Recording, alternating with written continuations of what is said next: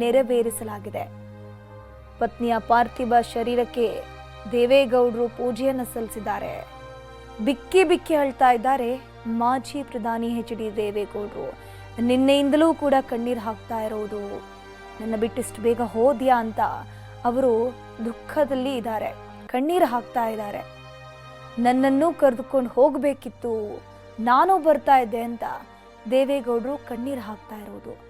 ಪಾರ್ಥಿವ ಶರೀರಕ್ಕೆ ಕಡೆ ಪೂಜೆ ಸಲ್ಲಿಕೆ ಮಾಡಲಾಗಿರುವಂತಹ ದೃಶ್ಯವನ್ನ ನೀವು ಸ್ಕ್ರೀನ್ನಲ್ಲಿ ನೋಡ್ತಾ ಇದ್ದೀರಾ. ದೇವೇಗೌಡರ ಕೈಯಲ್ಲೇ ಆ ಪೂಜೆ ಆಗಬೇಕು, ಅವರ ಕೈಯಿಂದಾನೇ ಪೂಜೆಯನ್ನ ನೆರವೇರಿಸಲಾಗಿದೆ. ಕಣ್ಣೀರು ಹಾಕಿದ್ದಾರೆ, ನಾನೂ ಬರ್ತಾ ಇದ್ದೆ, ನನ್ನ ಕೂಡ ಕರ್ಕೊಂಡು ಹೋಗಬಹುದಿತ್ತಲ್ವಾ ನೀನು ಅಂತ ಅವರು ಕಣ್ಣೀರು ಹಾಕಿದ್ದಾರೆ. ನೋಡ್ತಾ ಇದ್ರೆ ಸ್ಕ್ರೀನ್ನಲ್ಲಿ ನೀವು ವೀಲ್ ಚೇರ್ನಲ್ಲಿ ಅವರನ್ನು ಕರೆದುಕೊಂಡು ಬಂದು ಪದ್ಮನಾಭ ನಗರ ನಿವಾಸದಲ್ಲಿ ಚೆನ್ನಮ್ಮಗೆ ಅಂತಿಮ ಪೂಜೆಯನ್ನ ಮಾಡಲಾಗಿದೆ. ಇನ್ನು ಕೆಲವೇ ನಿಮಿಷಗಳಲ್ಲಿ ಅವರ ಮನೆ ಪಕ್ಕದಲ್ಲಿರುವಂತಹ ಮೈದಾನಕ್ಕೆ ಶಿಫ್ಟ್ ಮಾಡಿ ಅಲ್ಲಿ ಸಾರ್ವಜನಿಕರ ದರ್ಶನಕ್ಕೆ ವ್ಯವಸ್ಥೆಯನ್ನು ಮಾಡಲಾಗಿದೆ. ಬಾಳ ಸಂಗಾತಿ 72 ವರ್ಷ ಒಟ್ಟಿಗೆ ಜೊತೆಯಾಗಿ ಜೀವನದಲ್ಲಿ ಹೆಜ್ಜೆ ಹಾಕಿದ್ರು. ಈಗ ದೇವೇಗೌಡರನ್ನ ಅಗಲಿ ಬಾರದೂರಿಗೆ ಪ್ರಯಾಣವನ್ನ ಬೆಳೆಸಿದ್ದಾರೆ. ಸೊ ಕಣ್ಣೀರು ಹಾಕ್ತಾ ಇದ್ದಾರೆ ಮಾಜಿ ಪ್ರಧಾನಿ ಎಚ್.ಡಿ. ದೇವೇಗೌಡರು.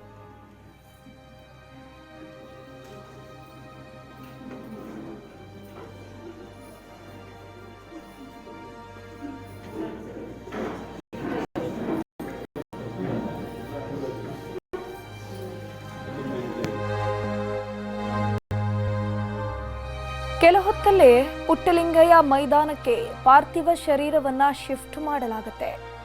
ಪದ್ಮನಾಭ ನಗರದಲ್ಲಿನ ಪುಟ್ಟಲಿಂಗ ಮೈದಾನ ಇದು. ಪುಟ್ಟಲಿಂಗಯ್ಯ ಮೈದಾನ ಬೆಳಗ್ಗೆ 11 ಗಂಟೆಯವರೆಗೆ ಅಂತಿಮ ದರ್ಶನಕ್ಕಲ್ಲಿ ವ್ಯವಸ್ಥೆ ಆಗಿದೆ.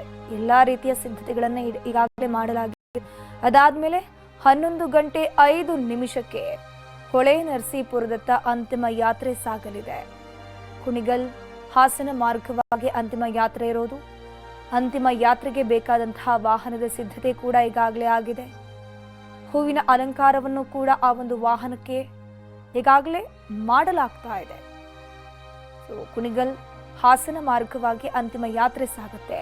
ಸೊ ಮಾರ್ಗದುದ್ದಕ್ಕೂ ಕೂಡ ದೇವೇಗೌಡರ ಅಭಿಮಾನಿಗಳು, ಚೆನ್ನಮ್ಮ ಅಭಿಮಾನಿಗಳು ಎಲ್ಲರೂ ಕೂಡ ಅಂತಿಮ ದರ್ಶನವನ್ನ ಪಡೆಯಲಿದ್ದಾರೆ.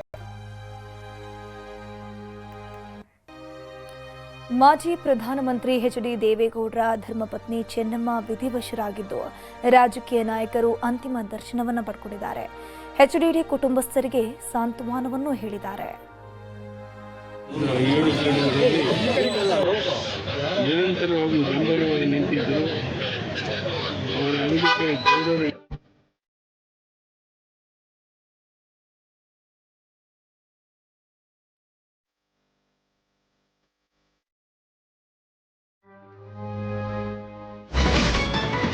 ದೇವೇಗೌಡರ ಮನೆಯಲ್ಲಿ ಚೆನ್ನಮ್ಮರ ಅಂತಿಮ ದರ್ಶನ. ಸಚಿವರು, ಶಾಸಕರು, ಗಣ್ಯರಿಂದ ಅಂತಿಮ ನಮನ. ಚೆನ್ನಮ್ಮನ ಗುಣಗಾನ ಮಾಡಿದ ನಾಯಕರು.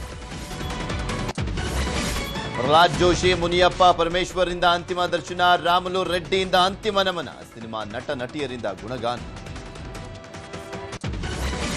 ಹೊಳೆನರಸೀಪುರದಲ್ಲಿ ನಾಳೆ ಚೆನ್ನಮ್ಮ ಅಂತ್ಯಕ್ರಿಯೆ. ಶವ ಸಂಸ್ಕಾರದ ಜಾಗ ಪರಿಶೀಲಿಸಿದ ರೇವಣ್ಣ. ಕಣ್ಣೀರಿಡ್ತಾ ಇದೆ ಇಡೀ ದೇವೇಗೌಡರ ಕುಟುಂಬ. ಚೆನ್ನಮ್ಮರ ಹುಟ್ಟೂರಲ್ಲಿ ಮಡುಗಟ್ಟಿದ ಶೋಕ. ಚೆನ್ನಮ್ಮ ಅವರ ಸ್ಮರಿಸ್ತಾ ಇದ್ದಾರೆ ಗ್ರಾಮಸ್ಥರು. ಹೊಳೆನರಸೀಪುರಕ್ಕೆ ಸಂಬಂಧಿಕರು ದೌಡು. ಅಜ್ಜಿಯ ಸಾವಿನಿಂದ ಪ್ರಜ್ವಲ್ ರೇವಣ್ಣ ಕಣ್ಣೀರು. ಪೆರೋಲ್ ಕೋರಿ ಅರ್ಜಿ ಸಲ್ಲಿಕೆ. ನಾಳೆ ಅಂತ್ಯ ಸಂಸ್ಕಾರದಲ್ಲಿ ಭಾಗಿಗೆ ಅವಕಾಶಕ್ಕೆ ಮನವಿ. ದೇವೇಗೌಡರ ಮನೆಯಲ್ಲಿ ಚೆನ್ನಮ್ಮ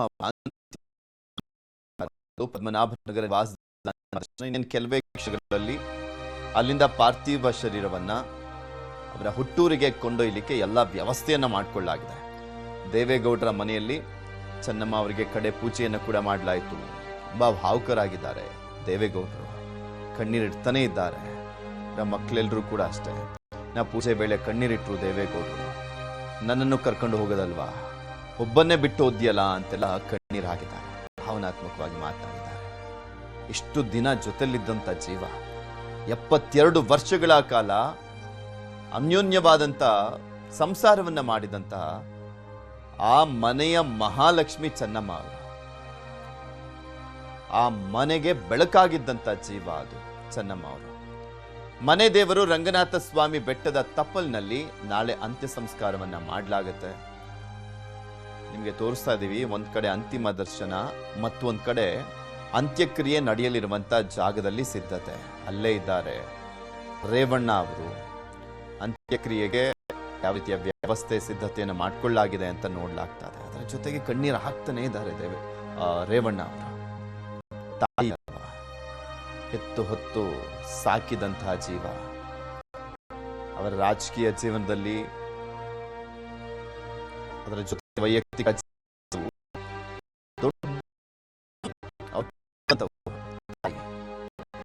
ಚೆನ್ನಮ್ಮ ಅವರ ಅಂತಿಮ ದರ್ಶನವನ್ನ ಪಡಿತಾ ಇದ್ದಾರೆ ಗಣ್ಯರು. ಸಚಿವ ಪರಮೇಶ್ವರ್, KH ಮುನಿಯಪ್ಪ ನಮನವನ್ನ ಸಲ್ಲಿಸಿದ್ರು. ಹಾಗೆ ಕೇಂದ್ರ ಸಚಿವ ಪ್ರಹ್ಲಾದ್ ಜೋಶಿ ಕೂಡ ಹೋಗಿದ್ರು. ಅಂತಿಮ ದರ್ಶನ ಪಡೆದ ಸಚಿವ ಕೇಂದ್ರ ಸಿದ್ದರಾಮಯ್ಯನವರು, ಜನಾರ್ದನ್ ರೆಡ್ಡಿ, ಶ್ರೀರಾಮುಲು ಅಂತಿಮ ದರ್ಶನವನ್ನು ಪಡೆದಿದ್ದಾರೆ. DV ಸದಾನಗೌಡ, ಸಾರ್ ಗೋವಿಂದು ಅಂತಿಮವನ್ನ ಸಲ್ಲಿಸಿದ್ರು. ಧನಂಜಯ್, ದೊಡ್ಡಣ್ಣ, ಪೂಜಾ ಗಾಂಧಿ ಸೇರಿದಂತೆ ಸಾಕಷ್ಟು ಜನ ಬಂದಿದ್ರು. ಕರವೇ ನಾರಾಯಣಗೌಡರು ಕೂಡ ಅಂತಿಮ ನಮನವನ್ನ ಸಲ್ಲಿಸಿದ್ದಾರೆ. ಇನ್ನೇನು ಕೆಲವೇ ಕ್ಷಣಗಳಲ್ಲಿ ಮಾವಿನ ಕೆರೆಗೆ ಪಾರ್ಥಿವ ಶರೀರವನ್ನ ಕೊಂಡೊಯ್ಯಲಾಗುತ್ತೆ. ನೆಲಮಂಗಲ, ಕುಣಿಗಲ್, ಚನ್ನರಾಯಪಟ್ಟಣ ಮಾರ್ಗವಾಗಿ ಹೊಳೆನರಸೀಪುರಕ್ಕೆ ತಲುಪಲಿರುವಂಥದ್ದು. ಎಲ್ಲ ರಾಜಕೀಯ ಗಣ್ಯರು ಬೆಂಗಳೂರಿನಲ್ಲಿ ಅಂತಿಮ ದರ್ಶನವನ್ನ ಪಡ್ಕೊಳ್ತಾ ಇದ್ದಾರೆ. ಸರ್ಕಾರಿ ಗೌರವಗಳೊಂದಿಗೆ ಅವರ ಅಂತ್ಯಕ್ರಿಯೆ ನೆರವೇರಿಸಲಾಗುತ್ತೆ ಅಂತ ನಿನ್ನೆ ಮುಖ್ಯಮಂತ್ರಿಗಳು ಘೋಷಣೆ ಮಾಡಿದರು.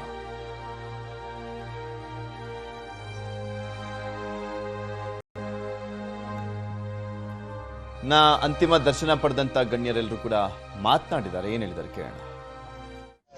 ಕೊನೆಯ ನಿಮಿಷದಲ್ಲಿ ದೇವೇಗೌಡರ ಕೈ ಇಟ್ಕೊಂಡು ಕಣ್ಣಲ್ಲಿ ಅವ್ರನ್ನ ನೋಡ್ತಾನೆ ಪ್ರಾಣ ಬಿಟ್ಟರು. ಒಂದು ದೈವಶಕ್ತಿ ಅನ್ನುವಂಥ ಒಂದು ರೀತಿಯಲ್ಲಿ ಮತ್ತು ಅವರ ದಂಪತಿಯಲ್ಲಿ ಇರುವಂತಹ ಅನ್ಯೋನ್ಯತೆ, ಪ್ರೀತಿಯನ್ನ ಒಂದು 73 ವರ್ಷಗಳ ದಾಂಪತ್ಯ ಜೀವನ ತೋರಿಸುತ್ತೆ. ಅದು ಇತ್ತೀಚೆಗೆ ಒಂದು 3-4 ತಿಂಗಳ ಹಿಂದೆ ನಾನು ನನ್ನ ಶ್ರೀಮತಿ ಇಬ್ಬರು ಕೂಡ ಸನ್ಮಾನ್ಯ ದೇವೇಗೌಡರನ್ನ ಮತ್ತು ತಾಯಿ ಚೆನ್ನಮ್ಮ ಅವ್ರನ್ನ ನೋಡಲಿಕ್ಕೆ ಬಂದಾಗ ನನ್ನ ಶ್ರೀಮತಿಗೆ ಅರಿಶಿಣ, ಕುಂಕುಮ, ಹೂವುಗಳನ್ನ ಮುಡಿಸೋದ್ರ ಜೊತೆಗೆ ಸೀರೆಯನ್ನು ಕೊಟ್ಟು ನಾವು ತಿಂಡಿ ತಿನ್ನೋವರೆಗೂ ಕೂಡ ಅವರು ಬಿಡಲಿಲ್ಲ ನಮ್ಮನ್ನು. ಸೊ ಸುಮಾರು 1 ಗಂಟೆಗಳ ಕಾಲ ಅವ್ರ ಜೊತೆ ನಾವು ಏನು ಕಾಲ ಕಳೆದಿದ್ದೀವಿ. ನಿಜವಾಗ್ಲೂ ಕೂಡ ನಮಗೆ ಅದು ಜೀವನದಲ್ಲಿ ಮರೆಯಲಾರದಿರುವಂಥ ಒಂದು ಕ್ಷಣಗಳು.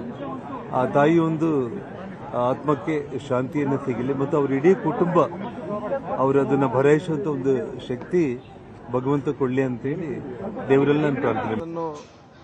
ಆ ಕುಟುಂಬದಲ್ಲಿ ಇಟ್ಕೊಂಡು ದೇವೇಗೌಡರು ಸಾಹೇಬ್ರು ಒಂದು ಕಡೆ ರಾಜಕಾರಣ ಮಾಡ್ತಾ ಇದ್ರು ಕೂಡ ಆ ಮಕ್ಕಳನ್ನು ಯಾವ ರೀತಿಯಲ್ಲಿ ಒಬ್ಬ ಯೂನಿವರ್ಸಿಟಿಯಲ್ಲಿ ಮಕ್ಕಳನ್ನು ಓದಿಸ್ತಾರೋ ಆ ರೀತಿ ಮಕ್ಕಳನ್ನು ಒಂದು ಯೂನಿವರ್ಸಿಟಿ ತರ ಆ ತಾಯಿ ಕಾಪಾಡಿಕೊಂಡು ಬಂದಿದ್ಲು. ಆ ತಾಯಿ ಏನು ನೋಡಿಲ್ಲ ಹೇಳ್ರಿ, ಎಲ್ಲವನ್ನೂ ಕೂಡ ನೋಡಿದಾಳ. ಆ ತಾಯಿ ದೇವೇಗೌಡರನ್ನ ಶಾಸಕರಾಗಿ ನೋಡಿದಾಳ. ಶಾಸಕರಾಗಿ ನೋಡಿ ಅವರು ಪ್ರಾದೇಶಿಕ ಪಕ್ಷವನ್ನು ಕೂಡ ಕಟ್ಟಿದ್ದು ನೋಡಿದಾರ. ಪುನಃ ಅವರು ಈ ದೇಶದ ಪ್ರಧಾನಮಂತ್ರಿಗಳಾಗಿದ್ದನ್ನು ಕೂಡ ಕಣ್ಣಾರವ್ರು ಕಂಡಿದ್ದಾರೆ. ಜೊತೆಲಿ ಸಂಸದರಾಗಿ ನೋಡಿದಾರ. ಸಂಸದರಾಗಿ ನೋಡಿ ಜೊತೆಲಿ ಅವರು ಎಲ್ಲ ರಾಜಕಾರಣದಲ್ಲಿ ಏರುಪೇರದಲ್ಲಿ ಕೂಡ ಮುಖ್ಯಮಂತ್ರಿಗಳಾಗಿ ಕೂಡ ಅವರು ತಾಯಿ ನೋಡಿದಾರ. ತಾಯಿ ಶಾಸಕರಾಗಿ ನೋಡಿದಾರ, ಮುಖ್ಯಮಂತ್ರಿ ಆಗಿ ನೋಡಿದಾರ, ಸಂಸದರಾಗಿ ನೋಡಿದಾರ, ಪ್ರಧಾನಮಂತ್ರಿಗಳಾಗಿ ನೋಡಿದಾರ. ನಂತರ ಅವರ ಮಕ್ಕಳನ್ನು ಕುಮಾರಸ್ವಾಮಿ ಅವರು ಮುಖ್ಯಮಂತ್ರಿ ಆಗಿ ಕೂಡ ಅವರು ನೋಡಿದ್ದಾರೆ. ಜೊತೆಲಿ ಸಾಕಷ್ಟು ಮಂದಿ ಮಕ್ಕಳು ರೇವಣ್ಣವರು ಆದಿ ಹಿಡ್ಕೊಂಡು ಡಾಕ್ಟರ್ಗಳು, ಮಂತ್ರಿಗಳು ಅವ್ರ ಮನೆಯಲ್ಲಿ ಯಾವ ರೀತಿಯಲ್ಲಿ ನೋಡಿ ಆ ತಾಯಿ ಯಾವ ಸಂಸ್ಕಾರವನ್ನು ಕೊಟ್ಟಿದ್ದಾಳೆ ಅಂದ್ರೆ ಬಹುಶಃ ಕುಟುಂಬ ಬೆಳೀಲಿಕ್ಕೆ ಮೂಲ ಸ್ತಂಭ ಆ ತಾಯಿ. ಬಹುಶಃ ಎಷ್ಟೇ ಕಷ್ಟಗಳು ಆ ತಾಯಿ ಬಂದಂತ ಟೈಮಲ್ಲಿ ಕೂಡ ಕಷ್ಟಗಳು, ಸುಖಗಳು, ರಾಜಕಾರಣದಲ್ಲಿ ಸೋಲು, ಗೆಲುವು ಎಲ್ಲವನ್ನೂ ನೋಡ್ಕೊಂಡ್ ಬಂದಾಳೆ. ಯಾವುದು ಕೂಡ ನೋಡಲಿಲ್ಲ ಅನ್ನೋದಿಲ್ಲ. ಹಂಗಾಗಿ ಈ ದೇವೇಗೌಡರು ಕುಟುಂಬದ ಹಿಂದ್ಗಡೆ ಯಾರನ್ನೊಬ್ಬರು ಶಕ್ತಿ ಇದೆ ಅಂದ್ರೆ ಆ ತಾಯಿಯವರು, ಆ ತಾಯಿ ನಾವೆಲ್ಲ ಕಳ್ಕೊಂಡಿದ್ದೀವಿ. ಬಹುಶಃ ತಾಯಿ ಅನ್ನೋ ಶಬ್ದ ಯಾಕೆ ಬಳಕೆ ಮಾಡ್ತೀವಿ ಅಂದ್ರಿಗಿನ ಕೇವಲ ಇವತ್ತು ಕರ್ನಾಟಕ ರಾಜ್ಯಕ್ಕೆ ಒಂದೇ ತಾಯಿ ಅಲ್ಲ ಆಕೆ ಚೆನ್ನಮ್ಮನವರು. ಬಹುಶಃ ಇಡೀ ದೇಶದಲ್ಲಿದ್ದ ಎಲ್ಲರೂ ಕೂಡ ಒಬ್ಬ ತಾಯಿ ಸ್ವರೂಪದಲ್ಲಿದ್ದಂಥವ್ರು ನಾವು ಕಳ್ಕೊಂಡಿದ್ದೀವಿ. ಹಂಗಾಗಿ ಅವ್ರ ಕುಟುಂಬಸ್ಥರು ಬಹಳಷ್ಟು ದುಃಖಿತರಾಗಿದ್ದಾರೆ. ದೇವೇಗೌಡರು ಕೂಡ ಈ ರಾಜ್ಯಕ್ಕೋಸ್ಕರವಾಗಿ ಈ ದೇಶದ ಸಲುವಾಗಿ ಅನೇಕ ಸೇವೆಗಳನ್ನು ಮಾಡಿದ್ದಾರೆ. ಬಹುಶಃ ಅವರು ಕೂಡ ಬಹಳಷ್ಟು ದುಃಖಿತರಾಗಿದ್ದಾರೆ.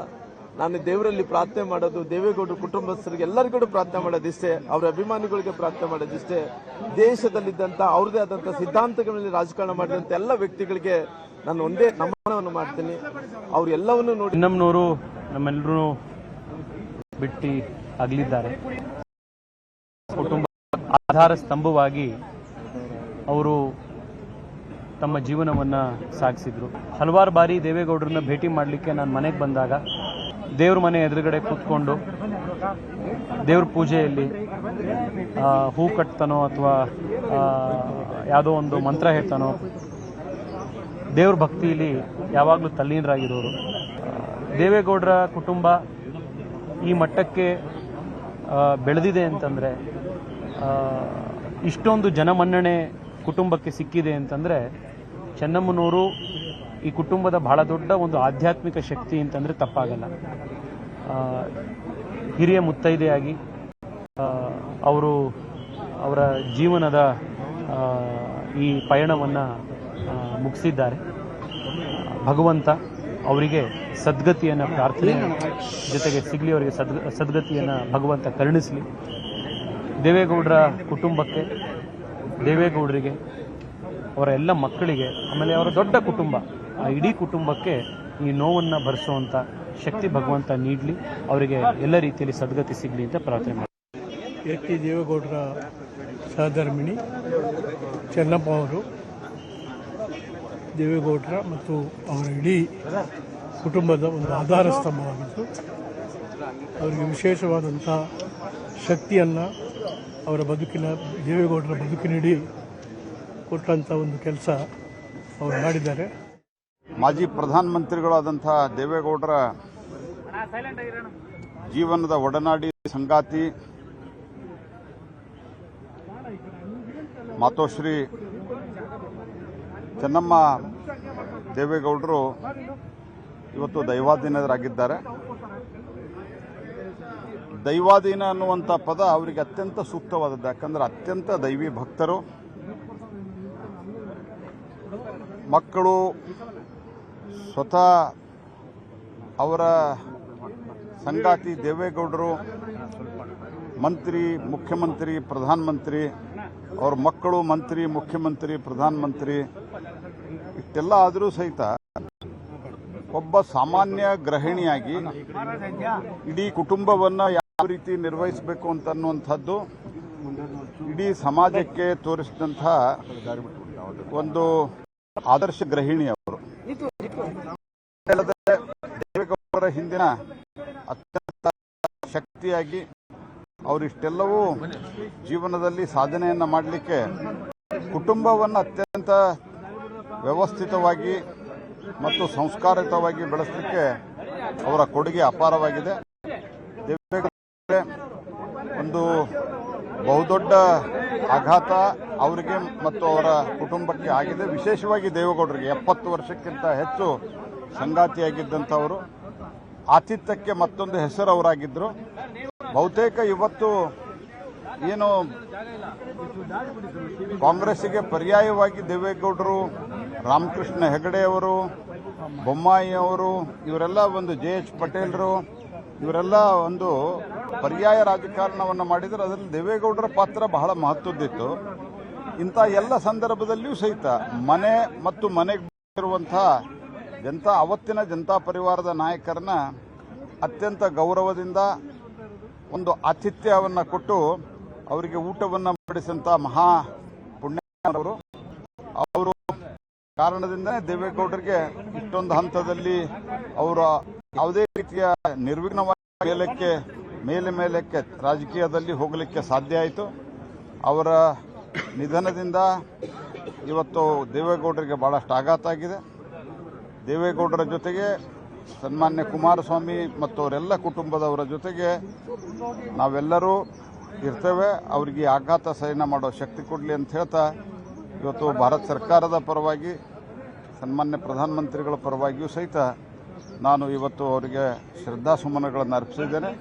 ನಾಳೆ ನಾನು ಭಾರತ ಸರ್ಕಾರದ ಪರವಾಗಿ ನಾನು ಅಂತಿಮ ಸಂಸ್ಕಾರದಲ್ಲಿಯೂ ಭಾಗವಹಿಸ್ತಾ ಇದ್ದೆ.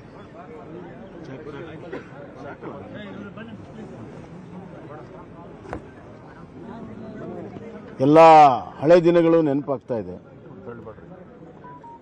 ಸ್ವಲ್ಪ ಗೇಟ್ ಓಪನ್ ಮಾಡಿಸೋದು. ನಮ್ಮ ತಂದೆಯವರು ದೇವೇಗೌಡರ ಒಡನಾಟ, ಆ ಹಿನ್ನೆಲೆಯಲ್ಲಿ ಹಲವಾರು ಬಾರಿ ತಾಯಿಯ ಕೈಯಿಂದ ತುತ್ತನ್ನು ತಿಂದಿರುವಂಥ ನೆನಪು, ಆ ದೇವಸ್ಥಾನ, ಆ ಪ್ರಸಾದ, ಅವೆಲ್ಲವೂ ಕೂಡ ನೆನಪಾಗ್ತದೆ. ವಾತ್ಸಲ್ಯ ಮೂರ್ತಿ ಶ್ರೀಮತಿ ಚೆನ್ನಮ್ಮ ಅವರು. ಒಂದೇ ಒಂದು ಹೇಳಬೇಕು ಅಂತಂದರೆ, ಆ್ಯಸಿಡ್ ದಾಳಿ ಆದ ಮೇಲೆ ನಾವೆಲ್ಲ ಬಹಳ ಜನ ಇನ್ನೇನು ಚೇತರಿಸ್ಕೊಳ್ಳಲ್ಲ ಅಂತ ನಾವು ತಿಳ್ಕೊಂಡಿದ್ವಿ. ಆದರೆ ಅದು ದೈವ ಕೃಪೆ ಮತ್ತು ಅವರ ಆತ್ಮ ಸ್ಥೈರ್ಯ. ಆ್ಯಸಿಡ್ ದಾಳಿಯಿಂದ ಹೊರಗಡೆನೂ ಬಂದರು, ಇನ್ನಷ್ಟು ಗಟ್ಟಿಯಾಗಾದರೂ ಮಂಥನವನ್ನು ಮುಂದೆ ನಡೆಸಿದರು. ದೇವೇಗೌಡರಿಗೆ ಒಂದು ದೊಡ್ಡ ಆಶ್ರಯ, ಒಂದು ಸ್ತಂಭವಾಗಿ ಎಲ್ಲ ಸುಖ ದುಃಖಗಳ ಏರುಪೇರುಗಳಲ್ಲಿ ಗಟ್ಟಿಯಾಗಿ ನಿಂತವರು ಚೆನ್ನಮ್ಮವರು.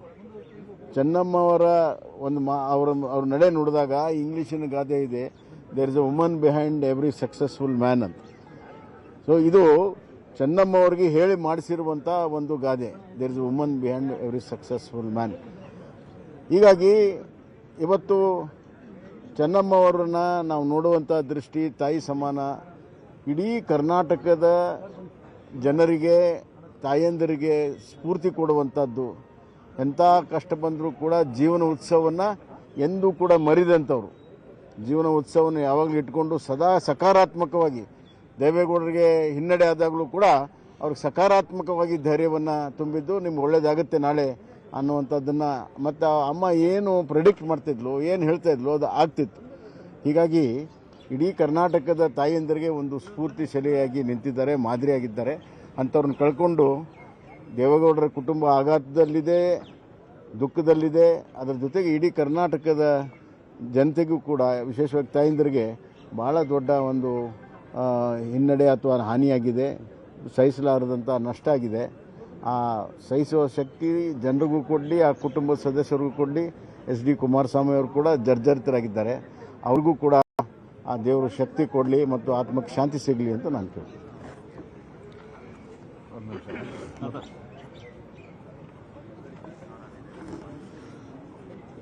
ದಿವಂತರಾಗಿದ್ದಂಥ ಚೆನ್ನಮ್ಮ ಅವರು ನಮ್ಮ ಪದ್ಮನಾಭ ನಗರ ವಿಧಾನಸಭಾ ಕ್ಷೇತ್ರದಲ್ಲಿ ಭಾಳ ವರ್ಷಗಳಿಂದ ವಾಸ ಮಾಡ್ತಾರೆ. ನಾನು ಕೂಡ ಹಲವಾರು ಬಾರಿ ಮನೆಗೆ ಬಂದು ದೇವೇಗೌಡರ ಆಶೀರ್ವಾದಕ್ಕೆ ಬಂದಾಗ ಅವರು ನನಗೆ ಸಿಹಿ ಇರ್ಬೋದು, ಊಟ ಇರ್ಬೋದು, ಎಲ್ಲವನ್ನ ಕೊಟ್ಟಿದ್ದಾರೆ. ಸೊ ಒಂಥರ ತಾಯಿ ರೀತಿ, ಯಾರೇ ಬರಲಿ, ಯಾವುದೇ ಪಕ್ಷದವ್ರು ಬಂದರೂ ಕೂಡ ಒಂಥರ ತಾಯಿ ರೀತಿ ಅವರನ್ನು ಸತ್ಕರಿಸುವಂಥ ಮನೋಭಾವ. ಮತ್ತು ದೇವೇಗೌಡರಿಗೆ ಸದಾ ಬೆನ್ನೆಲುಬಾಗಿ ಪ್ರಧಾನಮಂತ್ರಿಯಾಗಿ, ಮುಖ್ಯಮಂತ್ರಿಯಾಗಿ, ಮಕ್ಕಳು ಮುಖ್ಯಮಂತ್ರಿ ಆಗಿದ್ದರೂ ಕೂಡ ಅವರು ಒಂದು ಕಿಂಚತ್ತೂ ಕೂಡ ಅಹಂ ಇಲ್ಲದೆ ನಡ್ಕೊಂಡಂಥ ಒಬ್ಬ ತಾಯಿ. ಮಾನ್ಯ ಕುಮಾರಸ್ವಾಮಿಯವರು ಮುಖ್ಯಮಂತ್ರಿ ಪದವಿ ಸ್ವೀಕಾರ ಮಾಡುವಾಗ ವಿಧಾನಸೌಧದ ಹತ್ರ ಇವರು ರಾಜರಾಜೇಶ್ವರಿ ದೇವಸ್ಥಾನದಲ್ಲಿ ದೇವಿ ಮುಂದೆ ಕೂತಿದ್ರು. ಅದು ಕೂಡ ನಾನು ನೋಡಿದ್ದೀನಿ. ಅದರಿಂದ ಒಂದು ದೈವಭಕ್ತ ತಾಯಿಯಾಗಿ ಇಡೀ ನಾಡಿನ ಯಾರೇ ಹೋದರೂ ಕೂಡ ಅನ್ನದಾತೆಯಾಗಿ ಕೆಲಸ ಮಾಡಿದ್ದಾರೆ. ಅವರ ಆಶೀರ್ವಾದ ನಮ್ಮ ಮೇಲೆ ಎಲ್ಲರ ಮೇಲೂ ಇದೆ. ಇವತ್ತು ಅವರು ನಮ್ಮ ಮಧ್ಯೆ ಇಲ್ಲ, ಆದರೂ ಕೂಡ ಅವರ ನಡೆದಂಥ ದಾರಿ ಎಲ್ಲ ತಾಯಂದಿರಿಗೂ ಕೂಡ ಮಾರ್ಗದರ್ಶನ ಅಂತ ನಾನು ತಿಳ್ಕೊಂಡಿದ್ದೀನಿ. ಅವರ ಆತ್ಮಕ್ಕೆ ಚಿರಶಾಂತಿ ನೀಡಲಿ ಅಂತೇಳಿ ಭಗವಂತನನ್ನು ಪ್ರಾರ್ಥನೆ ಮಾಡ್ತೇನೆ.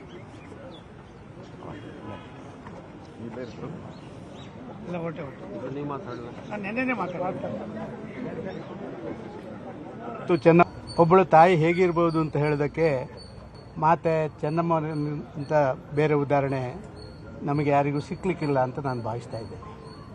ಈ ದೇಶದ ಪ್ರಧಾನಮಂತ್ರಿಯಾಗಿ, ಈ ರಾಜ್ಯದ ಮುಖ್ಯಮಂತ್ರಿಯಾಗಿ, ನೀರಾವರಿಯಲ್ಲಿ ಪ್ರಾಯಶಃ ಕರ್ನಾಟಕ ರಾಜ್ಯದ ಎಲ್ಲ ಭಾಗದ ಜನತೆಗೆ ಒಬ್ಬ ನೀರಾವರಿ ತಜ್ಞನಾಗಿ ಅವರು ಕೊಟ್ಟಂಥ ಕೊಡುಗೆ ಅಪಾರ. ರಾಜ್ಯದ ಹಿತಾಸಕ್ತಿಯನ್ನು ಕಾಯುವಂಥ ಆ ಯಾವುದೇ ಪ್ರಶ್ನೆಗಳು ಬರಲಿ, ಅದು ಪ್ರಧಾನಮಂತ್ರಿಯಾಗಿ ಜೀವನ ಒಂದು ಅರ್ಥಪೂರ್ಣಕವಾಗಿ ನಾಡಿನ ಸೇವೆಗೆ ತುಂಬ ಕೊಡುಗೆಯನ್ನು ಕೊಟ್ಟಂಥ ಒಂದು ಚೇತನ. ಅವರಿಗೆ ಗೌರವ ಸಲ್ಲಿಸಲಿಕ್ಕೆ ಇವತ್ತು ನಾಡಿನ ಸಮಸ್ತ ಜನತೆಯೂ ಇವತ್ತು ಬಂದು ಗೌರವ ಸಲ್ಲಿಸ್ತಿದ್ದಾರೆ. ಅವರ ಜೀವಮಾನ ಕಾಲದಲ್ಲಿ ಎಲ್ಲ ರೀತಿ ಸವಾಲನ್ನು ಕರ್ನಾಟಕದಲ್ಲಿ ಅವರು ನೋಡಿರುವಂಥದ್ದಿದೆ. ದೇವೇಗೌಡರಿಗೆ ನಮ್ಮ ಹಿರಿಯ ನಾಯಕರಾಗಿ ಮಾಜಿ ಪ್ರಧಾನಮಂತ್ರಿಗಳು, ಮಾಜಿ ಮುಖ್ಯಮಂತ್ರಿಗಳು ಕರ್ನಾಟಕದ ಸರ್ವಾಂಗೀಣ ಅಭಿವೃದ್ಧಿಗಾಗಿ ಅವಿರತವಾಗಿ ದುಡಿದಂಥ ದೇವೇಗೌಡರಿಗೆ ಹೆಗಲಿಗೆ ಹೆಗಲನ್ನು ಕೊಟ್ಟು ಎಲ್ಲ ಕಷ್ಟ ಸುಖ ಎಲ್ಲ ಹೋರಾಟದಲ್ಲಿ ಹೆಗಲನ್ನು ಕೊಟ್ಟು ಜೊತೆಗೂಡಿ ಈ ನಾಡಿನಲ್ಲಿ ಅವರ ಸೇವೆಯನ್ನು ಕೊಟ್ಟಿದ್ದಾರೆ. ಅವರಿನ್ನೆಲ್ಲ ಅವರ ಆತ್ಮಕ್ಕೆ ಮತ್ತು ಅವರ ಇಡೀ ಕುಟುಂಬಕ್ಕೆ ಅವರ ನಷ್ಟವನ್ನು ಭರಿಸುವಂಥ ಶಕ್ತಿ ಅವ್ರ ಕುಟುಂಬಕ್ಕೆ ದೇವರು ದಯಪಾಲಿಸಲಿ ಮತ್ತು ಅವರ ಕೊಡುಗೆನ ಎಂದೆಂದೂ ನಾವು ನಾಡಿನ ಜನತೆ ಯಾವಾಗಲೂ ಸ್ಮರಿಸ್ಕೋತೀವಿ. ಅವರ ಆತ್ಮಕ್ಕೆ ಶಾಂತಿನ ಸಿಗಲಿ ಅಂತ ನಾನು ಕೋರುತ್ತಾ ಎಂದೆಂದೂ ಅವರನ್ನು ಸ್ಮರಿಸ್ಕೊಳ್ಳುವಂಥದ್ದಾಗುತ್ತೆ.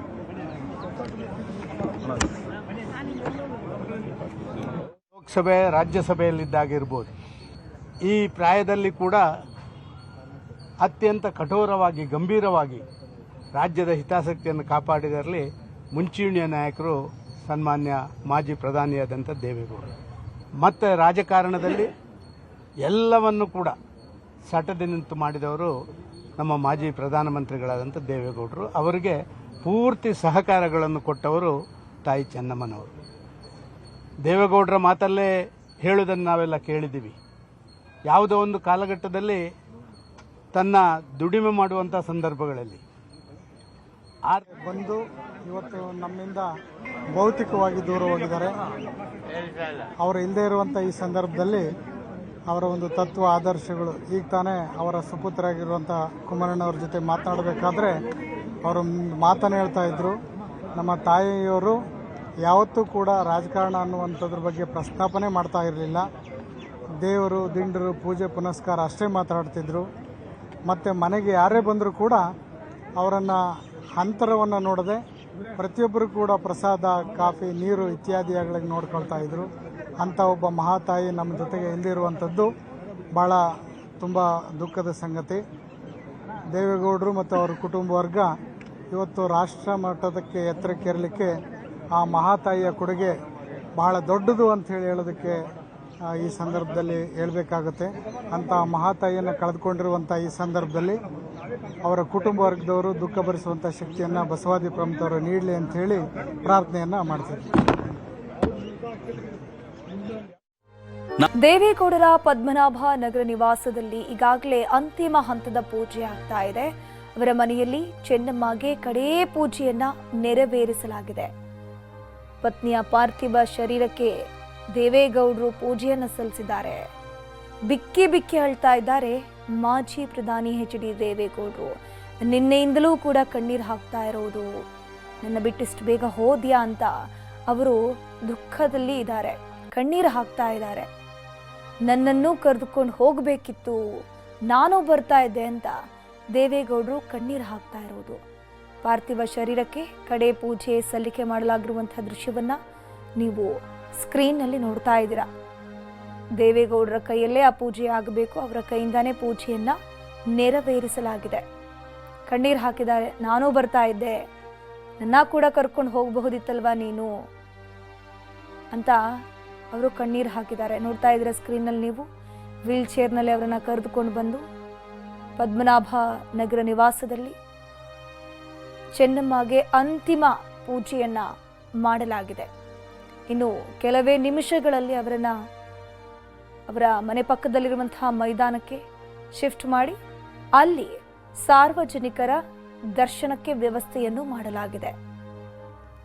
ಬಾಳ ಸಂಗಾತಿ 72 ವರ್ಷ ಒಟ್ಟಿಗೆ ಜೊತೆಯಾಗಿ ಜೀವನದಲ್ಲಿ ಹೆಜ್ಜೆ ಹಾಕಿದ್ರು. ಈಗ ದೇವೇಗೌಡರನ್ನ ಅಗಲಿ ಬಾರದೂರಿಗೆ ಪ್ರಯಾಣವನ್ನು ಬೆಳೆಸಿದ್ದಾರೆ.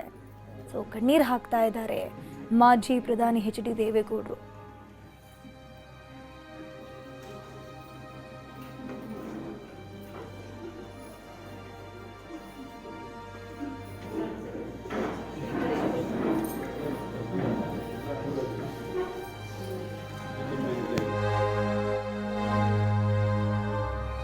ಕೆಲ ಹೊತ್ತಲ್ಲೇ ಪುಟ್ಟಲಿಂಗಯ್ಯ ಮೈದಾನಕ್ಕೆ ಪಾರ್ಥಿವ ಶರೀರವನ್ನ ಶಿಫ್ಟ್ ಮಾಡಲಾಗುತ್ತೆ. ಪದ್ಮನಾಭನಗರದಲ್ಲಿನ ಪುಟ್ಟಲಿಂಗ ಮೈದಾನ ಇದು. ಪುಟ್ಟಲಿಂಗಯ್ಯ ಮೈದಾನ ಬೆಳಗ್ಗೆ 11 ಗಂಟೆಯವರೆಗೆ ಅಂತಿಮ ದರ್ಶನಕ್ಕಲ್ಲಿ ವ್ಯವಸ್ಥೆ ಆಗಿದೆ. ಎಲ್ಲಾ ರೀತಿಯ ಸಿದ್ಧತೆಗಳನ್ನು ಈಗಾಗಲೇ ಮಾಡಲಾಗಿದೆ. ಅದಾದ್ಮೇಲೆ 11:05 ಹೊಳೆ ನರಸೀಪುರದತ್ತ ಅಂತಿಮ ಯಾತ್ರೆ ಸಾಗಲಿದೆ. ಕುಣಿಗಲ್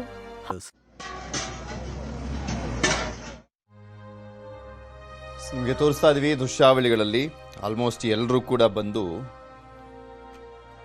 ಅವರ ಬಗ್ಗೆ ಗುಣಗಾನವನ್ನು ಮಾಡ್ತಾ ಇದ್ದಾರೆ. ರಾಜಕೀಯದ ಪ್ರತಿಯೊಬ್ಬರು ಕೂಡ ಬಂದಿದ್ದಾರೆ. ಆಲ್ಮೋಸ್ಟ್ ದೇವೇಗೌಡರಿಗೆ ಸಾಂತ್ವನ, ಕುಮಾರಸ್ವಾಮಿ ಅವರಿಗೆ, ಅವರ ಕುಟುಂಬಕ್ಕೆ ಸಾಂತ್ವನ ಹೇಳ್ತಾ ಇದ್ದಾರೆ. ಚೆನ್ನಮ್ಮ ಬಗ್ಗೆ ಹಾಸನ ಶಾಸಕ, JDSನ ಶಾಸಕರಾಗಿರುವಂಥ ಸ್ವರೂಪ್ ಪ್ರಕಾಶ್ ಮಾತನಾಡಿದ್ದಾರೆ. ಅವರ ಕುಟುಂಬಕ್ಕೆ ತುಂಬ ಹತ್ತಿರದಲ್ಲಿದ್ದಂಥವರು. ನಮ್ಮ ತಂದೆ ರಾಜಕೀಯ ಪ್ರವೇಶದಲ್ಲಿ ಚೆನ್ನಮ್ಮನವರ ಪಾತ್ರ ದೊಡ್ಡದಿದೆ ಅಂತ ಹೇಳಿದ್ದಾರೆ. ಏನು ಮಾತನಾಡಿದ್ದಾರೆ ನೋಡೋಣ. ಮಾಜಿ ಪ್ರಧಾನಿ ಎಚ್.ಡಿ. ದೇವೇಗೌಡರ ಧರ್ಮಪತ್ನಿ ಚೆನ್ನಮ್ಮ ನಿಧನರಾಗಿದ್ದಾರೆ. ಇಂದು ಮಧ್ಯಾಹ್ನದ ವೇಳೆಗೆ ಹಾಸನಕ್ಕೆ ಅವರ ಪಾರ್ಥಿವ ಶರೀರ ಕೂಡ ಆಗಮಿಸುತ್ತದೆ. ಈಗ ಅಂತ್ಯಕ್ರಿಯೆ ನಡೆಸುವಂಥ ಸ್ಥಳದಲ್ಲಿ ಸಕಲ ರೀತಿಯ ಸಿದ್ಧತೆಯನ್ನು ನಡೆಸಲಾಗ್ತಾ ಇದೆ. ಹಾಸನ ಶಾಸಕ ಸ್ವರೂಪ್ ಅವರು ಕೂಡ ಇದರ ಪರಿಶೀಲನೆ ಮಾಡಿದ್ದಾರೆ. ಸ್ವರೂಪ್ ಅವರು ನಮ್ಮ ಜೊತೆ ಇದ್ದಾರೆ. ಅವ್ರಿಗೂ ಮತ್ತು ಅವರ ಕುಟುಂಬ ಮತ್ತು ಚೆನ್ನಮ್ಮನವರ ಕುಟುಂಬ ಈ ಒಡನಾಟ ಯಾವ ರೀತಿ ಇತ್ತು, ಅವರು ಯಾವ ರೀತಿ ಅವರ ನೆನಪುಗಳನ್ನು ಹಂಚಿಕೊಳ್ತಾರೆ ಅಂತ ಎಲ್ಲ ವಿಚಾರಗಳನ್ನು ಮಾತಾಡ್ತಾ ಹೋಗ್ತೀನಿ. ಸರ್ ಹೇಳಿ ಸರ್, ಚೆನ್ನಮ್ಮನವರು ಅಂತ ಹೇಳಿದ್ರೆ ಪ್ರಕಾಶ್ ಅವ್ರಿಗೆ, ಚೆನ್ನಮ್ಮವ್ರಿಗೆ ಸಾಕಷ್ಟು ನಂಟು ಒಡನಾಟ ಎಲ್ಲ ಇದ್ದಂಥದ್ದು, ಅದನ್ನು ನೀವು ಯಾವ ರೀತಿ ಮೆಲ್ಕಾಗ್ತೀರಾ? ಸರ್, 85ನೇ ಇಸ್ವಿಯಲ್ಲಿ ನಮ್ಮ ತಂದೆ ಯೋಗದ HS ಪ್ರಕಾಶರ ಆ ಸಂದರ್ಭದಲ್ಲಿ ನಗರಸಭೆ ಸದಸ್ಯರಾಗಿದ್ದರು. ಅವರು ಸ್ವತಂತ್ರ ಅಭ್ಯರ್ಥಿಯಾಗಿ ಮತ್ತು ಸ್ವತಂತ್ರದಾಗಿ ಗೆದ್ದಿದ್ದಂಥದ್ದು. ತದನಂತರ ಅವರು ದೇವೇಗೌಡರ ಒಂದು ಆಶೀರ್ವಾದದಿಂದ ಅವರ ಒಂದು ಗರಡಿಯಲ್ಲಿ JDS ಜನತಾ ಪಕ್ಷಕ್ಕೆ ಸೇರ್ಪಡೆಯಾಗಿ ಸುದೀರ್ಘವಾಗಿ 6 ಬಾರಿ ಚುನಾವಣೆಯನ್ನು ಎದುರಿಸಿ 4 ಬಾರಿ ಶಾಸಕರಾಗೋಕ್ಕೆ ಕಾರಣಕರ್ತರು ದೇವೇಗೌಡರು ಅಪ್ಪಾಜಿಯವರು ಮತ್ತು ಚೆನ್ನಮ್ಮನವ್ರಿಗೂ ಕೂಡ ವಿಶೇಷವಾಗಿ ನಮ್ಮ ತಂದೆ ಕಂಡ್ರೆ ಭಾಳ ಪ್ರೀತಿ. ಪ್ರತಿಯೊಂದು ಸಂದರ್ಭದಲ್ಲೂ ಮನೆಗೆ ಹೋಗುವ ಸಂದರ್ಭದಲ್ಲಿ ಔಪಚಾರಿಕವಾಗಿ ಊಟ ತಿಂಡಿ ಕೊಡುವಂಥದ್ದಿರ್ಬೋದು. ನಮ್ಮ ತಂದೆ ಕಂಡ್ರೆ ಭಾಳ ಪ್ರೀತಿಯಿಂದ ಮಾತಾಡ್ಸೋಂಥದ್ದು. ನಮ್ಮ ತಾಯಿಗೂ ಕೂಡ ಪ್ರತಿಯೊಂದು ಸಮಾರಂಭದಲ್ಲಿ ಸಿಕ್ಕಿದಾಗಲೂ ಕೂಡ ಜೊತೆಯಲ್ಲಿ ಕೂರಿಸ್ಕೊಂಡು ಭಾಳ ಪ್ರೀತಿಯಿಂದ ಮಾತಾಡ್ಸೋಂಥದ್ದು. ಹಾಸನಕ್ಕೆ ಬಂದಾಗಲೂ ಕೂಡ ನಮ್ಮ ತಾಯಿ ಹೋಗಿ ಚೆನ್ನಮ್ಮನವ್ರ ಆಶೀರ್ವಾದ ತಗೊಳ್ಳೋಂಥದ್ದು. ಭಾಳ ಒಂದು ಅವಿನಾವ ಸಂಬಂಧ ನಮ್ಮ ಮತ್ತು ಚೆನ್ನಮ್ಮ ಅವ್ರಿಗೆ ಕುಟುಂಬಕ್ಕೆ ಕೂಡ. ನಮ್ಮ ತಂದೆಯ ದೇವದ HS ಪ್ರಕಾಶ್ ಅವರ ಸಂದರ್ಭದಲ್ಲೂ ಇದ್ದಾಗಲೂ ಕೂಡ ಒಂದು ಶಸ್ತ್ರಚಿಕಿತ್ಸೆ ಆ ಸಂದರ್ಭದಲ್ಲಿ ಚೆನ್ನಮ್ಮನವರು ಕೂಡ ಆಸ್ಪತ್ರೆಗೆ ಬಂದು ಒಂದು ದೇವಿಯ ಒಂದು ಆಶೀರ್ವಾದ ಅರ್ಕೆಯನ್ನು ಮಾಡಿಸಿ ರಾಜರಾಜೇಶ್ವರಿಗೆ ಮತ್ತು ಗುಣಮುಖರಾದ ನಂತರ ನಮ್ಮ ತಾಯಿನ ಕರ್ಕೊಂಡೋಗಿ ಒಂದು ಅರ್ಕೆಯನ್ನು ತೀರಿಸುವಂಥ ಕೆಲಸ ಮಾಡಿದರು. ಕೆಲವೊಂದು ಕಡೆ ನಮ್ಮ ಕುಟುಂಬಕ್ಕೆ, ನಮ್ಮ ಪಾಲಿಗೆ ದೇವತೆ ಮತ್ತೆಲ್ಲ ಭಾಳ ದುಃಖ ಅವ್ರನ್ನ ಒಂದು ಅಗಲಿಕ್ಕೆ. ಭಗವಂತ ಈ ಸಂದರ್ಭದಲ್ಲಿ ನಾನು ಹೆಚ್ಚು ಹೇಳೋಕ್ಕೆ ಇದು ಮಾಡೋದು, ತಮಗೆ ಗೊತ್ತಿದೆ ಇವತ್ತು ದೇವೇಗೌಡರು ಮತ್ತು ಚೆನ್ನಮ್ಮನವ್ರ ದಾಂಪತ್ಯ ಜೀವನ ಸುದೀರ್ಘ 72 ವರ್ಷ ಯಾವ ರೀತಿ ಇಂಥ ಪ್ರತಿಯೊಂದು ದೇವಸ್ಥಾನ ವಿಚಾರಕ್ಕೆ ಹೋಗೋಕ್ಕಿರ್ಬೋದು, ಪ್ರತಿಯೊಂದು ಊಟ ಮಾಡೋಂಥದ್ದು ನಾನು ಕೂಡ ನನ್ನ ಕಣ್ಣಾರೆ ನೋಡಿರೋಂಥದ್ದು. ಊಟ ಮಾಡೋಂಥ ಸಂದರ್ಭದಲ್ಲಿ ಮನೆಯಲ್ಲೂ ಕೂಡ ಚೆನ್ನಮ್ಮನವ್ರನ್ನ ಬಿಟ್ಟು ದೇವೇಗೌಡರು ಊಟ ಮಾಡ್ತಿರಲಿಲ್ಲ. ಹಾಗಾಗಿ ಕೆಲವೊಂದು ಕಡೆ ಅವರ ಒಂದು ದಾಂಪತ್ಯ ಜೀವನ ಇವತ್ತು ಅಂತ್ಯಗೊಂಡಿದೆ. ಹಾಗಾಗಿ ದೇವೇಗೌಡರಿಗೆ ವಿಶೇಷವಾಗಿ ಭಗವಂತ ಈ ಒಂದು ದುಃಖವನ್ನು ಭರಿಸುವಂಥ ಶಕ್ತಿ ಭಗವಂತ ಕರುಣಿಸ್ಲಿ ಅಂತ. ನಿಮ್ಮ ರಾಜಕೀಯ ಪ್ರವೇಶಕ್ಕೆ ಬಂದಾಗ ಅಲ್ಲಿ ಹಲವಾರು ಜನ ನಿಮಗೆ ಸಹಾಯ ಮಾಡಿದ್ರು ಸರ್. ಆ ಸಂದರ್ಭದಲ್ಲಿ ಏನಾದರೂ ಇವರನ್ನ ಮಾತಾಡ್ಸಿದ್ರಾ ಅಥವಾ ಇವರು ಆಶೀರ್ವಾದ ಪಡೆದಿದ್ರಾ, ಅದನ್ನು ನೆನೆಸ್ಕೊಳ್ಳೋದಾದ್ರೆ ಸರ್? ನನ್ನ ಚುನಾವಣೆ ಸಂದರ್ಭದಲ್ಲಿ ಟಿಕೆಟ್ ಸಿಕ್ಕಿದ ನಂತರ ನಾನು ಆಶೀರ್ವಾದ ಪಡೆಯಕ್ಕೆ ಹೋಗಿದ್ದೆ. ಆಗ ಭಾಳ ಪ್ರೀತಿಯಿಂದ ಆಶೀರ್ವಾದ ಮಾಡಿ ನೀನು ಗೆಲ್ಲಲೇಬೇಕು, ನಿಮ್ಮ ತಂದೆಯವರು ಕೂಡ ಭಾಳಷ್ಟು ಕಷ್ಟದಿಂದ ಮತ್ತು ಭಾಳ ಒಳ್ಳೆತನದಿಂದ ರಾಜಕೀಯ ಮಾಡ್ಕೊಂಡು ಬಂದಿದ್ದಾರೆ, ನೀನು ಕೂಡ ರಾಜಕೀಯ ಗೆಲ್ಲಬೇಕು ಅಂತ ಹೇಳಿ ಆಶೀರ್ವಾದ ಮಾಡಿ ಕಳಿಸಿದ್ರು. ನಾನು ಗೆದ್ದ ನಂತರ ಕೂಡ ಅವ್ರ ಆಶೀರ್ವಾದ ಪಡೆಯಲಿಕ್ಕೆ ಹೋಗಿದ್ದೆ. ಆ ಸಂದರ್ಭದಲ್ಲಿ ಚೆನ್ನಮ್ಮನವರು, ದೇವೇಗೌಡರ ಅಪ್ಪಾಜಿಯವರು ನನ್ನನ್ನು ಕೂರಿಸಿ ಜೊತೆಯಲ್ಲಿ ಒಂದು ಊಟನ ಮಾಡಿಸಿ ಮಧ್ಯಾಹ್ನ ಸಮಯ ಒಟ್ಟಿಗೆ ಊಟ ಮಾಡಿಸಿ ಕಳಿಸಿದಂಥ ಇರೋ ಒಂದು ಸಂದರ್ಭ ಇವತ್ತು ನೆನಪಾಗ್ತದೆ. ಹಾಗಾಗಿ ಎಲ್ಲೋ ಒಂದು ಕಡೆ ಒಂದು ಪುಣ್ಯ ಮಾಡಿದ್ದೀನಿ ಅಂತ ಭಾವಿಸ್ತೇನೆ. ಒಂದು ಅದೃಷ್ಟನೂ ಕೂಡ ನನ್ನ ಎಲ್ಲ ಒಂದು ಪಾಲಿಗೆ. ಅದನ್ನು ಇವತ್ತು ಕೂಡ ಮುಂದೆನೂ ಕೂಡ ಮರೆಯೋಕ್ಕಾಗಲ್ಲ. ಯಾಕೆಂದರೆ ಒಂದು ಯಾರಿಗೂ ಕೂಡ ಒಂದು ಅವಕಾಶ ಸಿಗಲ್ಲ, ಇವತ್ತು ಭಗವಂತ ಒಂದು ಅವಕಾಶ ಕೊಟ್ಟಿದ್ದಾರೆ. ಹೋದ ಸಂದರ್ಭದಲ್ಲಿ ಮನೆ ಮಗನಂತೆ ನಮ್ಮನ್ನ ಕಾಣ್ತಿದ್ರು. ನನ್ನ ರಾಜಕೀಯ ಪ್ರವೇಶ ಆದಾಗಲೂ ಕೂಡ ಅವರು ಆಶೀರ್ವಾದವನ್ನು ಮಾಡಿ ನೀನು ಗೆಲ್ಲಬೇಕು ಎಂಬಂಥ ಆಶೀರ್ವಾದವನ್ನು ಮಾಡಿದ್ರು ಎಂಬಂಥ ಅನಿಸಿಕೆಯನ್ನು ಅವರು ಮೆಲುಕಾಕಿರ್ತಕ್ಕಂಥದ್ದು. ಕ್ಯಾಮ್ರಾ ಪರ್ಸನ್ ರಾಹುಲ್ ಜೊತೆ ಕೃಷ್ಣ ಬೇಡು, ನ್ಯೂಸ್ 18 ಹಾಸನ. ಆಲ್ಮೋಸ್ಟ್ ಹಾಸನ ಭಾಗದ ರಾಜಕೀಯ ಮುಖಂಡರುಗಳೆಲ್ಲ ಹೊಳೆ ನರಸೀಪುರದತ್ತ ಹೋಗ್ತಾ ಇದ್ದಾರೆ. ಅಲ್ಲಿ ಯಾವ ರೀತಿಯಾಗಿ ವ್ಯವಸ್ಥೆಯನ್ನು ಮಾಡಿಕೊಳ್ಳಲಾಗಿದೆ ಅನ್ನುವಂಥದ್ರ ಬಗ್ಗೆ JDSನ ನಾಯಕರೆಲ್ಲ ರೇವಣ್ಣ ಅವರಿಗೆ ಸಮಾಧಾನ ಮಾಡ್ತಾ ಸಿದ್ಧತೆಯನ್ನು ಮಾಡಿಕೊಳ್ಳಾಗ್ತಾ ಇರುವಂಥದ್ದು ಅಂತ್ಯಕ್ರಿಯೆಗೆ. ಅದರ ಜೊತೆಗೆ ಅವರ ನಿವಾಸದತ್ತನೂ ಕೂಡ ಸಾಕಷ್ಟು ಜನ ಬರ್ತಾ ಇರುವಂಥದ್ದು. ಈಗ ಆಲ್ರೆಡಿ ಅವರ ಕುಟುಂಬಸ್ಥರೆಲ್ಲ ಬರ್ತಾ ಇದ್ದಾರೆ ಹೊಳೆ ನರಸೀಪುರಕ್ಕೆ. ರೇವಣ್ಣ ಅವರ ನಿವಾಸದ ಬಳಿನೇ ಅಲ್ಲಿ ಅಂತಿಮ ದರ್ಶನಕ್ಕೆ ವ್ಯವಸ್ಥೆಯನ್ನು ಮಾಡಲಾಗ್ತಾ ಇದೆ. ಇನ್ನೇನು ಕೆಲವೇ ಕ್ಷಣಗಳಲ್ಲಿ ಪದ್ಮನಾಭನಗರದಿಂದ ಹೊರಡಲಿರುವಂಥದ್ದು ಪಾರ್ಥಿವ ಶರೀರ ನಂತರ ಹೊಳೆ ನರಸೀಪುರಕ್ಕೆ ತಲುಪಲಿದೆ ಕುಣಿಗಲ್ ಮಾರ್ಗವಾಗಿ. ಮತ್ತಷ್ಟು ಮಾಹಿತಿಗಳನ್ನು ನಿಮ್ಮ ಮುಂದೆ ಇಡ್ತಾ ಹೋಗ್ತೀವಿ, ಆದರೆ ಅದಕ್ಕೂ ಮುಂಚೆ ಒಂದು ಸ್ಮಾಲ್ ಬ್ರೇಕ್.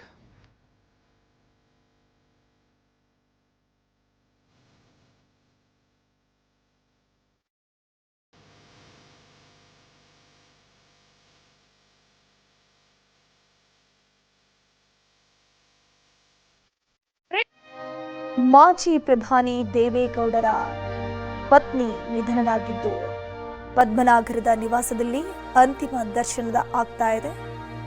ದೇವೇಗೌಡರ ಮನೆಯಲ್ಲಿ ಚೆನ್ನಮ್ಮಗೆ ಕಡೆಯ ಪೂಜೆಯನ್ನ ನೆರವೇರಿಸಲಾಗಿದೆ.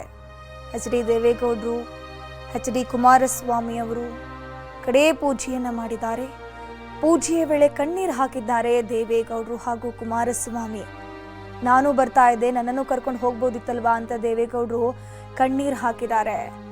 ನಾಳೆ ಹೊಳೆ ನರಸೀಪುರದ ಬಳಿ ಅಂತ್ಯ ಸಂಸ್ಕಾರ ನಡೆಯಲಿದೆ.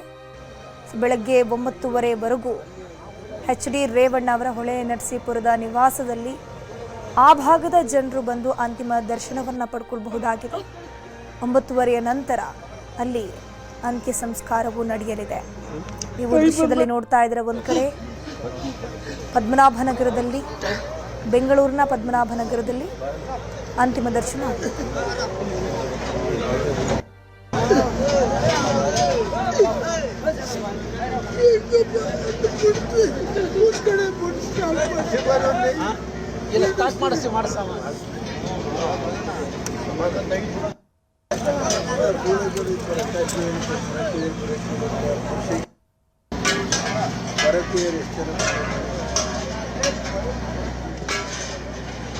ಹಾಸನದಲ್ಲಿ ನೋಡ್ತಾ ಇದ್ದೀರಾ, ಆ ಒಂದು ಭಾಗದಲ್ಲಿ ಮಾವಿನ ಕೆರೆಯಲ್ಲಿ ಅಂತ್ಯ ಸಂಸ್ಕಾರ ಆಗುತ್ತಲ್ವ, ಸೊ ಆ ಭಾಗಕ್ಕೆ ಈಗಾಗಲೇ HD ರೇವಣ್ಣ ಅವರು ಹೋಗಿದ್ದಾರೆ. ಸೊ ಅಲ್ಲಿ ಎಲ್ಲ ಸಿದ್ಧತೆ ಮಾಡುವಂತಹ ಸಂದರ್ಭದಲ್ಲೂ ಕೂಡ ಕಣ್ಣೀರನ್ನು ಹಾಕ್ತಾ ಇದ್ದಾರೆ. ತಾಯಿಯ ಅಗಲಿಕೆಯಿಂದಾಗಿ ಅವರು ಬಹಳ ದುಃಖದಲ್ಲಿದ್ದಾರೆ. ಅವರ ಮಾತಲ್ಲೇ ನೀವು ಗಮನಿಸ್ತಾ ಹೋಗಬಹುದು, ಅಮ್ಮನನ್ನು ನಾನು ಕಳ್ಕೊಂಡಿದ್ದೀನಿ, ನನಗೆ ಭಾಳ ದುಃಖ ಆಗ್ತಾ ಇದೆ, ತಾಯಿ ನನ್ನನ್ನು ಬಿಟ್ಟು ಹೋದರು ಅಂತ ಹೇಳ್ಕೊಂಡು ಕಣ್ಣೀರು ಹಾಕ್ತಾ ಇದ್ದಾರೆ. ಎಷ್ಟೇ ದೊಡ್ಡ ಹಿರಿಯರಾಗಿರಲಿ ಅಥವಾ ಎಷ್ಟೇ ದೊಡ್ಡ ವ್ಯಕ್ತಿಯಾಗಿರಲಿ, ಯಾವುದೇ ಒಂದು ಹುದ್ದೆಯಲ್ಲಿರಲಿ, ಯಾವುದೇ ಒಂದು ಸ್ಥಾನವನ್ನು ಅಲಂಕರಿಸಿರಲಿ, ತಾಯಿ ಪ್ರೀತಿ ಮುಂದೆ ಯಾವುದೂ ಕೂಡ ಅಲ್ಲ. ಎಷ್ಟೇ ದೊಡ್ಡವರಾದರೂ ಕೂಡ, ಎಷ್ಟೇ ಹಿರಿಯರಾದರೂ ಕೂಡ ಕಣ್ಣೀರು ಹಾಕ್ತಾರೆ.